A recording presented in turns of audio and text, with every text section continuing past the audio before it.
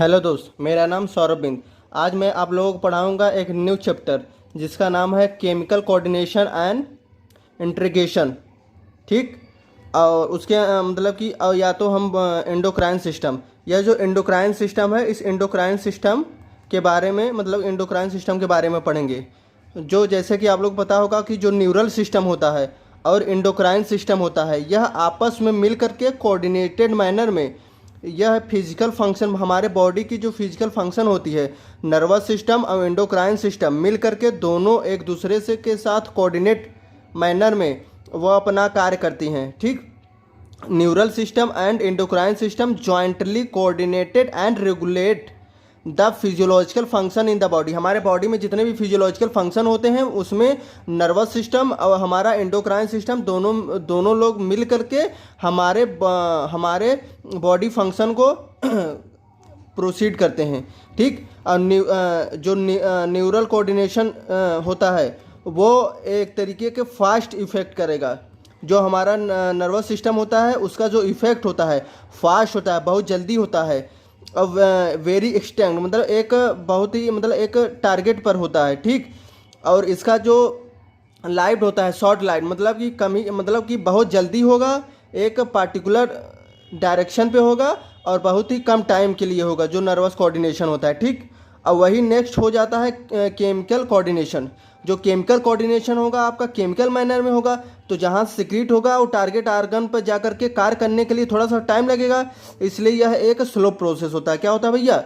Slow process होता है, मतलब कि धीरे होगा। और वाइड स्प्रेड होने का मतलब होता है एक वाइड स्प्रेड मतलब एक पार्टिकुलर जगह पर नहीं, बल्कि एक लॉन्ग ज़्यादा मात्रा में मतलब ज़्यादा जगह पर टारगेट पर काम करता है। ठीक। और ये लॉन्ग लास्टिक होता है, मतलब कि लॉन्ग लास्टिक का मतलब ये होता है कि एक लंबे समय तक यह जो होता है केमिकल कोऑर्डिनेशन जो होता है कार्य करता है। ठीक। ये रहा आपका न्यूरल और केमिकल कोऑर्डिनेशन। नेक्स्ट आपका आ जाता है जो मतलब जितने भी सेल होते हैं, जितने भी सेल होंगे, ज़रूरी नहीं है कि हर एक सेल जो होता है जितने भी सेल होते हैं सभी सेल जो होता है नर्वस से इनर्वेटेड होता है। ऐसा होता है? नहीं भैया, ऐसा नहीं होता है कि जितने भी सेल हैं सभी सेल क्या होंगे, नर्व से रिलेटेड होगा, ऐसा तो नहीं होता है। ठीक। नर्व फाइबर से रिलेटेड नहीं होगा, but cellular function need to be continuously regulated. तो सेल को रेगुलेट करने के लिए तो कोई ना कोई एक सिस्टम तो चाहिए, तो उस केस में आपका आ जाता है केमिकल रेगुलेशन। और केमिकल रेगुलेशन क्या होता है? एंडोक्राइन सिस्टम से रेगुलेट होता है।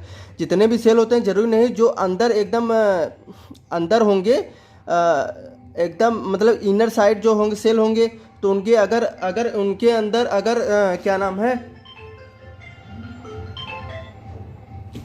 उनके अंदर अगर नर्व इनर्वेटेड नहीं होगा तो उस केस में आपका आ जाता है केमिकल रेगुलेशन। केमिकल रेगुलेशन के थ्रू किया जाता है, अपना इफेक्ट किया जाता है। तो उस केस में आता है एंडोक्राइन सिस्टम, केमिकल रेगुलेटेड है एंडोक्राइन सिस्टम। ठीक। जो एंडोक्राइन सिस्टम है मतलब एंडोक्राइन ग्लैंड है वह डक्टलेस ग्लैंड है। ठीक। एंडोक्राइन ग्लैंड डक्टलेस ग्लैंड है। मान लो कोई एक एंडोक्राइन ग्लैंड है। ठीक। वह एंडोक्राइन ग्लैंड अपना हार्मोन का सिक्रीशन किसी ग्लैंड में नहीं करेगी, वह सिक्रीशन करेगी ब्लड में, मतलब ब्लड में सिक्रीशन ही कर देगी। मतलब उसका एक अपना खुद का डक्ट नहीं होता है कि किसी पाइप के थ्रू, उसके खुद का पाइप हो, उस पाइप के थ्रू मतलब अपना हार्मोन सिक्रीशन करे और टारगेट पे जाकर कार्य करे, ऐसा नहीं होता है एंडोक्राइन ग्लैंड के अंदर। एंडोक्राइन ग्लैंड के अंदर आपको देखा जाएगा कि दूसरे में सिक्रीशन कर देता है, जैसे कि ब्लड में सिक्रीशन कर देता है। ठीक। अब ये रहा आपका एंडोक्राइन ग्लैंड। अब यह एंडोक्राइन ग्लैंड दो होते हैं, एक होता है ऑर्गेनाइज मैनर में होता है, एक नॉन ऑर्गेनाइज में होता है। ऑर्गेनाइज का मतलब होता है कि जो हार्मोन होगा वह प्रोड्यूस होगा, एक क्लस्टर ऑफ सेल होगा। ये क्लस्टर ऑफ सेल, एक सेल, दो सेल, तीन सेल, ऐसे ढेर सारे सेल होंगे। वह क्लस्टर ऑफ सेल अगर एग्रीगेट हो करके मतलब उस एग्रीगेटेड क्लस्टर ऑफ सेल से हार्मोन का सिक्रीशन हो रहा है, तो उसे हम लोग क्या बोलेंगे? ऑर्गेनाइज्ड एंडोक्राइन ग्लैंड बोलेंगे। क्या बोलेंगे भैया? ऑर्गेनाइज एंडोक्राइन ग्लैंड बोलेंगे। हार्मोन जो होगा प्रोड्यूस होगा क्लस्टर फॉर्म में। अब उसका एग्जांपल आ जाता है pituitary, pancreas, parathyroid, pineal, thyroid, thymus, adrenal and gonads.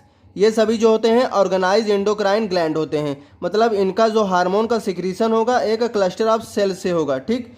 और जो नॉन ऑर्गेनाइज होते हैं उनका मतलब कि जो नॉन ऑर्गेनाइज होते हैं उसमें जो हार्मोन होता है, ठीक, उसमें जो हार्मोन होगा उस हार्मोन का जो सिक्रीशन होता है, ठीक, ध्यान रखिएगा, जो नॉन ऑर्गेनाइज एंडोक्राइन ग्लैंड होते हैं उसमें जो हार्मोन का सिक्रीशन होता है वह स्कैटर्ड फॉर्म, हार्मोन का सिक्रीशन होगा स्कैटर्ड फॉर्म में सेल होगा, वहाँ से सिक्रीशन होगा। और उसके अंदर एग्जाम्पल आपका आ जाता है heart, liver, kidney and GIT. ये रहा आपका ऑर्गेनाइज एंडोक्राइन ग्लैंड और नॉन ऑर्गेनाइज एंडोक्राइन ग्लैंड, ठीक। अब नेक्स्ट देखेंगे हम लोग हार्मोन, ठीक। नेक्स्ट हम लोग देखेंगे हार्मोन। हार्मोन जो होता है प्राइमरी और केमिकल मैसेंजर है। क्या है भैया? हार्मोन एक प्राइमरी और केमिकल मैसेंजर है, मतलब हार्मोन के थ्रू हम लोग मैसेज जो होते हैं पहुंचाते हैं, ठीक। अब हार्मोन जो होता है का डिफिनीशन हम लोग बताएंगे। हार्मोन आर नॉन न्यूट्रिएंट, मतलब हार्मोन जो होता है कोई न्यूट्रिशन हमें नहीं देता है, ठीक। एक टाइप है इंट्रासेलुलर मैसेंजर, यह इंट्रासेलुलर मैसेंजर है, मतलब कि सेल के अंदर मैसेज का ट्रांसमिशन करता है, ठीक। और यह जो हार्मोन होता है प्रोड्यूस होगा बहुत ही ट्रांस अमाउंट, बहुत ही कम मात्रा में हार्मोन का प्रोड्यूस होगा, ठीक।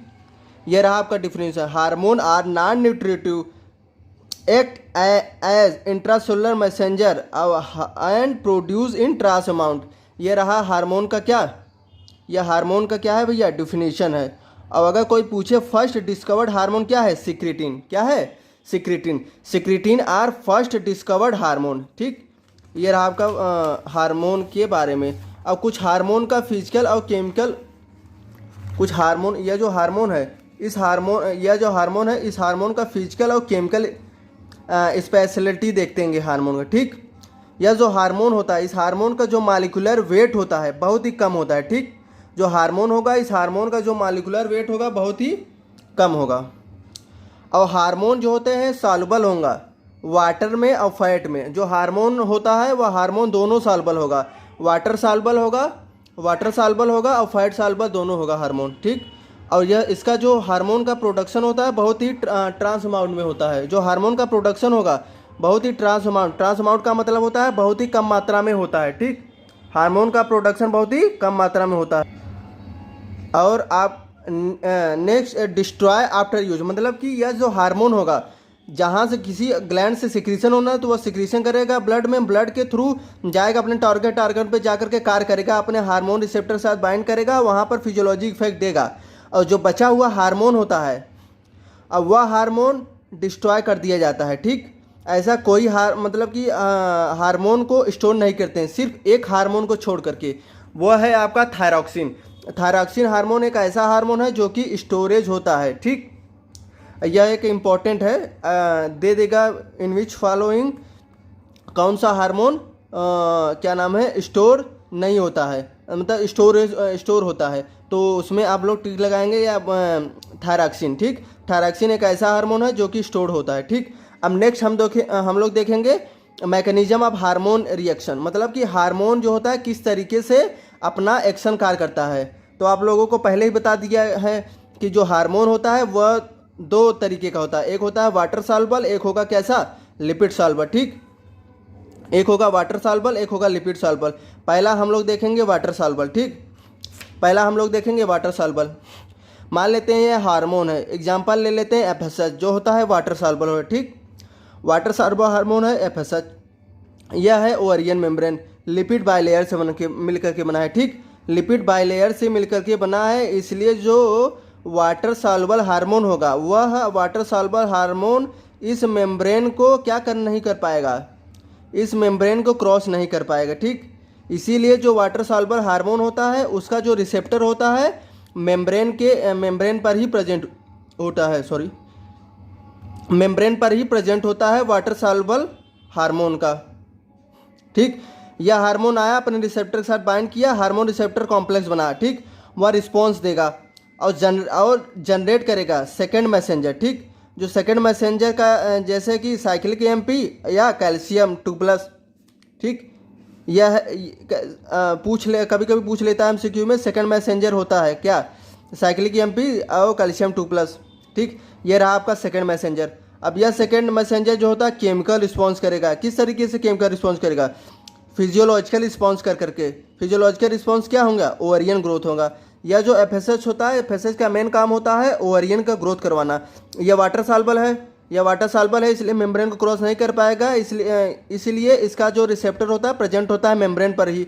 वह मेम्ब्रेन के साथ बाइंड करेगा, हार्मोन रिसेप्टर कॉम्प्लेक्स बनाएगा और रिस्पॉन्स देगा और जनरेट करेगा सेकेंड मैसेंजर। सेकेंड मैसेंजर क्या होता है? साइक्लिक एमपी होता है और कैल्शियम 2+ होता है। यह काज करेगा बायोलॉजिकल रिस्पॉन्स। बायोलॉजिकल रिस्पॉन्स क्या होता है? फिजियोलॉजिकल रिस्पॉन्स होता है। और यह फिजियोलॉजिकल रिस्पॉन्स क्या होगा? ओवरियन ग्रोथ होगा। ओवरियन ग्रोथ हो गया, ठीक। अब नेक्स्ट आपका आ जाता है फैट सॉल्युबल, ठीक। ये आपका नेक्स्ट आ जाएगा आपका फैट सॉल्युबल। ये रहा आपका फैट सॉल्युबल। अब फैट सॉल्युबल में आपका एग्जांपल में ले लेते हैं एस्ट्रोजन, ठीक। एस्ट्रोजन आपका फैट सॉल्युबल में आ जाएगा। यह लिपिड बाइलेयर है, फैट सॉल्युबल है, फैट से ही मिलकर के बना है, इसलिए यह हार्मोन क्या हो जाएगा? इस मेम्ब्रेन को क्रॉस कर जाएगा, ठीक। इस मेम्ब्रेन को क्रॉस कर जाएगा, जिसकी वजह से इसका जो रिसेप्टर होता है प्रेजेंट होगा कहाँ पर? न्यूक्लियस के अंदर जो होता है इस फैट सॉल्युबल हार्मोन का रिसेप्टर प्रेजेंट होता है। यह न्यूक्लियस रहा आपका, इस न्यूक्लियस के अंदर यह रिसेप्टर रहा और यह फैट सॉल्युबल हार्मोन यह अपने रिसेप्टर के साथ जाकर के बाइंड करेगा और बनाएगा हार्मोन रिसेप्टर कॉम्प्लेक्स। अब यह जो होगा mRNA बनाएगा, ठीक। यह डीएनए है, मतलब यह डीएनए है, इस डीएनए से बनाएगा mRNA से बनाएगा प्रोटीन। और प्रोटीन जो होगा क्या करेगा? फिजियोलॉजिकल रिस्पॉन्स हो करेगा और इस फिजियोलॉजिकल रिस्पॉन्स में क्या होगा? टिश्यू ग्रोथ होगा और डिफ्रेंशिएशन होगा, ठीक। ये रहा आपका mechanism of action of hormone. Hormone का किस तरीके का मैकेनिज्म ऑफ एक्शन होता है, ठीक। वाटर सॉल्युबल फैट सॉल्युबल दोनों बता दिया। ये रहा आपका mechanism of action of hormone, ठीक। Thank you. वीडियो अच्छी लगी हो तो लाइक, सब्सक्राइब, शेयर जरूर कीजिएगा, ठीक है। थैंक यू, धन्यवाद।